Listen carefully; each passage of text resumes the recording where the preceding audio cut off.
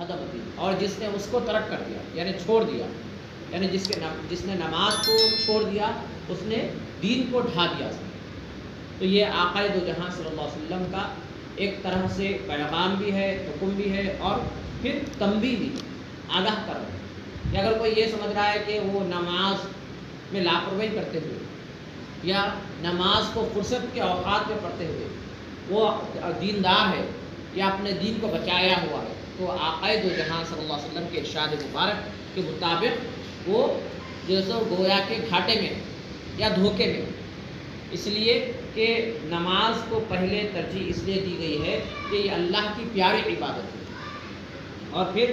موضوع صاحب کرام غور کیجئے صحابہ کرام رضوان اللہ تعالی علیہم اجمعین کے حالات پر، ان کی زندگیوں پر، کہ جب وہ جنگ کے لیے جاتے تو اللہ تعالیٰ نے حالت جنگ میں بھی، میدان جنگ میں بھی نماز کے لیے رخصت یا اس کو موقوف نہیں کیا، بلکہ یہی کہا کہ نماز کا جب وقت آ جائے تو اگر جتنے لوگ حالت جنگ میں ہیں اس میں سے آدھے لوگ جائے نماز پڑھے، آدھے لوگ جائے نماز پڑھے، آدھی نماز پڑھ کر آئے تو باقی لوگ جا کر پھر نماز ادا کریں، یعنی گویا کہ میدان جنگ میں بھی نماز کے لیے کوئی رخصت نہیں ہے۔ اب ہمارا معاملہ یہ ہے کہ نماز کو ہم پڑھتے ہیں الحمدللہ، لیکن پابندی جو اللہ چاہتا ہے، جو چاہتا ہے کہ حافظوا علی الصلاۃ، کہ تم نماز کی حفاظت کرو، واقیموا الصلاۃ، اور نماز کو قائم کرو، اس درجے، اس مقام تک کیا ہم پہنچے ہیں؟ نماز کی حفاظت اور نماز کو قائم کرنے کے درجے اور مقام تک ہم پہنچے۔ تو مولوی صاحب اکرام، اگر ہم ہمارے گریبان میں جھانکیں، ہم اپنے آپ کو ٹٹولے، تو ہمیں یہ بات معلوم ہوتی ہے کہ ہم اس فانی دنیا میں، ختم ہونے والی زندگی میں اتنے مصروف ہے کہ ہم نماز کو دوسرے یا تیسرے درجے کرتے ہیں۔ پہلے اپنی زندگی، اس کے بعد یہ فنا ہونے والی دنیا میں کے مصروفیات، اس کے بعد باقی رہنے والی نماز کو اہمیت دیتے ہیں، جو ہم،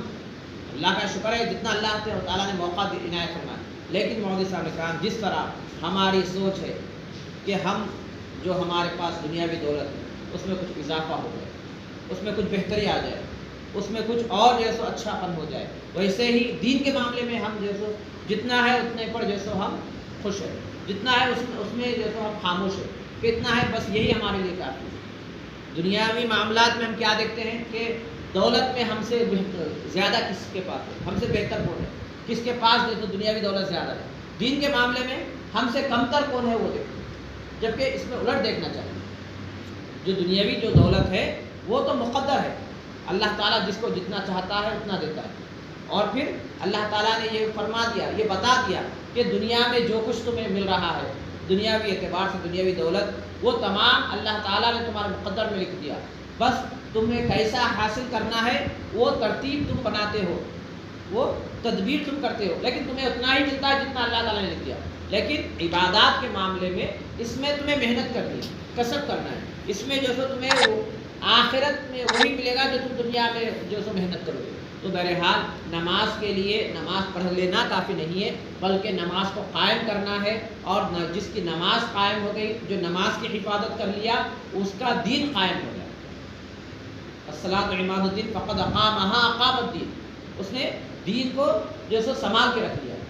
آقا دو جہاں سے۔ اور مولوی صاحب اکرام، اگر واقعی ہم نے آقا دو جہاں صلی اللہ علیہ وسلم کا کلمہ پڑھا ہے، آقا دو جہاں صلی اللہ علیہ وسلم کے کہنے پر ہم اللہ کو ایک مانیں، آقا دو جہاں صلی اللہ علیہ وسلم کے کہنے پر ہم مانتے ہیں کہ جنت ایک خوبصورت جگہ ہے، آقا دو جہاں صلی اللہ علیہ وسلم کے کہنے ہی پر جیسا ہم مانتے ہیں کہ دوزخ ایک بری جگہ ہے جہاں پر کوئی مسلمان کوئی جانا نہیں چاہے گا، کوئی جانا تو دور کی بات ہے، اس راستے پر جانا تو دور کی بات ہے، اسے دیکھنا بھی نہیں چاہے گا۔ یہ آقا دو جہاں صلی اللہ علیہ وسلم کے کہنے پر ہی ہمارا یقین ہے، ہمارا ایمان ہے، یقین ہے۔ ویسے ہی آقا دو جہاں صلی اللہ علیہ وسلم کا یہ بھی ارشاد ہے کہ نماز کو قائم کرو تو دین قائم ہو جائے گا، نماز کو چھوڑ دو تو دین ڈھا جائے گا۔ اس بات پہ بھی یقین ہونا چاہیے، اور اس پر جیسے آقا دو جہاں صلی اللہ علیہ وسلم جو توجہ دلا رہے ہیں، جو آگاہ کر رہے ہیں، اس پر عمل کرنا چاہیے۔ جبھی آقا دو جہاں صلی اللہ علیہ وسلم سے ہماری نسبت، ہماری وابستگی مضبوط ہوگی، اور آقا دو جہاں صلی اللہ علیہ وسلم کا حقیقی پیغام سننے والے اور عمل کرنے والے ہو جائیں گے۔ ورنہ بہت سارے ایسے معاملات ہیں، بہت سارے ایسے لوگ ہیں جو سنتے ہیں، سنی انسنی کرتے ہیں، لیکن آقائے کو جہاں صلی اللہ علیہ وسلم کے ارشاد کو اگر ہم انسنی کر دیں گے تو پھر اللہ ہماری حفاظت کرے، کہیں اللہ کے غضب کے شکار نہ ہو جائے، اللہ ہماری حفاظت کرے، اللہ ہم تمام کو نمازوں کا پابند بنائے۔ واقعہ الحمد للہ سبحان ربک رب العزۃ عما یصفون وسلام علی المرسلین والحمد للہ۔